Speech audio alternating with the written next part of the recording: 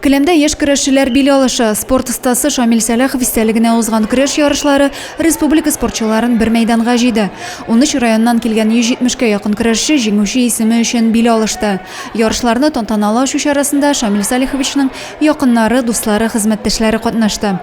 Великий, выдающийся был человек, как борец, как руководитель, как друг, бескомпромиссным, честным, справедливым.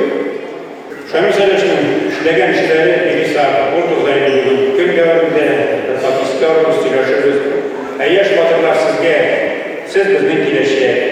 Менә сезнең арада кайчандыр ул вакытта мондый матур заллар булмагандыр. Шамил исемле яшь егет 17-18 яшьтә басып торып, көрәшә башлап, Россия, Татарстан чемпионы булган. Бик зур җитәкче булды, академик булды. Без сезнең арада инде шундый көрәшләрне көтәбез. Ярышлар 15 авырлык категориясендә яшүсмерләр арасында узды. Яшь спортчылар матур көрәш алымнары күрсәтеп, югары уңышларга ирештеләр.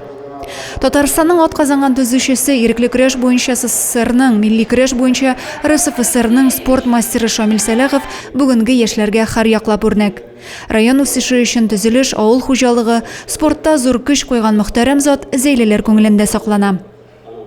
Адилә Борханова, Юлия Казамарова, Зәй хәбәрләре.